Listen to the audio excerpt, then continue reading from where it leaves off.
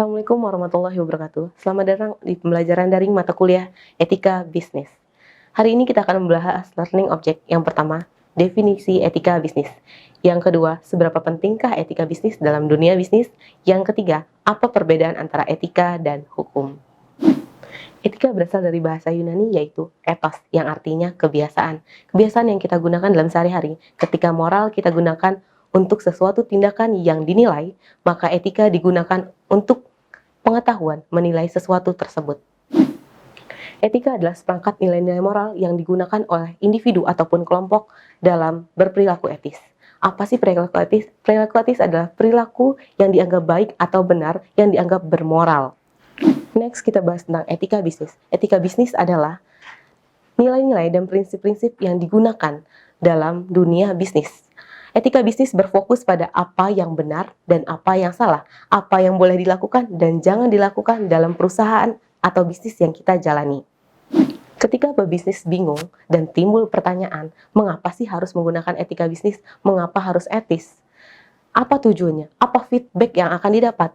Maka tujuannya adalah satu, adalah untuk mendapatkan reputasi baik untuk usaha atau perusahaan yang dia kembangkan, agar manfaatnya untuk finansial jangka panjang selanjutnya.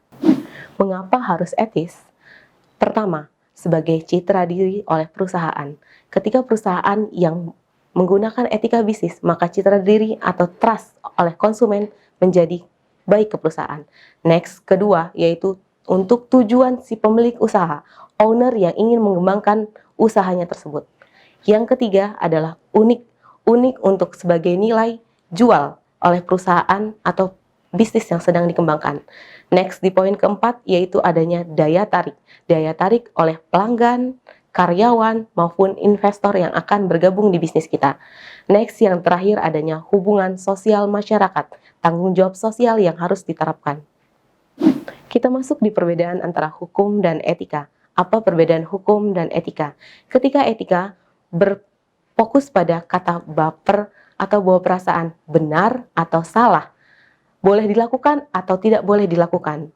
Hukum kadang tidak mengidentifikasi etika. Apa yang rasanya tidak sesuai dengan hukum belum tentu sesuai dengan etika.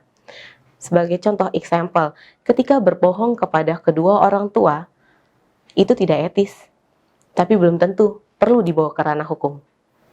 Di poin conclusion, yang pertama, etika bisnis melibatkan perasaan, benar atau tidak, salah atau tidak, jangan atau tidak digunakan dalam bisnis yang akan kita terapkan.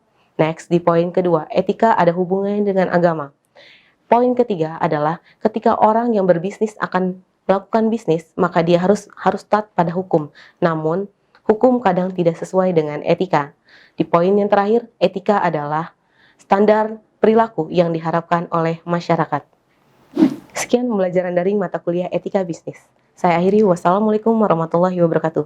Semoga hari kalian menyenangkan.